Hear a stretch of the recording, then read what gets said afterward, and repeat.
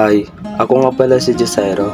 Tawag nila sa akin, Saysay. For this video nga pala guys, sobrang sama ng pakiramdam ko.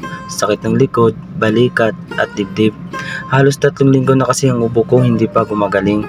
Kaya ngayong araw naisipan ko na mag-file muna ng leave. At pababa na pala ako ng barracks namin guys. Nais ko kumuha ng otorisadong papel para patunay at katibayan na hindi muna ako papasok dahil sa sobrang sama ng pakiramdam ko. Sabi nga ng amo ko, ay palagahan mo ang trabaho mo dahil hindi lahat ay nabigyan ng oportunidad para kumita sa panahon ngayon.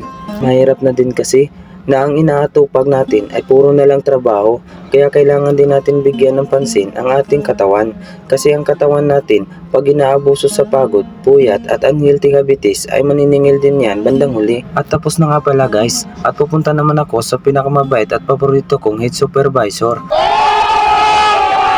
Siya, si Sir Eliezer Malate, may 3 anak at may 1 asawa. Taga Block 40, San Jose del Monte, Bulacan. Ang swerte ko talaga dahil nakahanap ako ng bisor na hindi abusado, marunong makinig at may malasakit sa mga empleyado. 2 hours later. At ngayong umaga guys ay pauwi na pala kami. Dadaling ko na ang paborito kong motor. Sa kasagsagan ng biyahe namin ay naalala ko pala ang aking asawa. Siya si Rebelin Largo, may 1 anak at may loyal na asawa.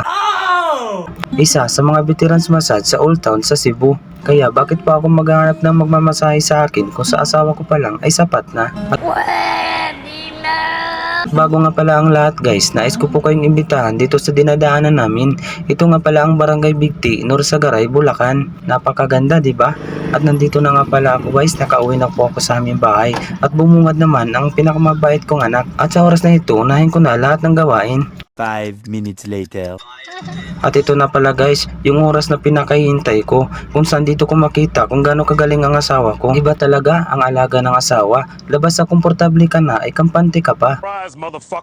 Sabi nga nila, ang pagmamahal mo sa iyong asawa at matatag na pagsasama ay ang pinakamagandang regalo na maibibigay mo sa iyong mga anak. Kaya dapat maging tapat sa pagmamahal, iwasan magkwentuhan, mag-ipon para sa kinabukasan, huwag magsinungaling, ipadama ang paglalambing. Asawa muna bago cellphone at i-prioritize ang pamilya at iwasan ang mga tukso makisira sa buhay mo. A few moments later. At charan, at guys, tapos na pala guys. Ngayon hindi ako makakalabas. Ingat, kasi po bawal po ako mahanginan. Salamat sa panood. Thanks for watching.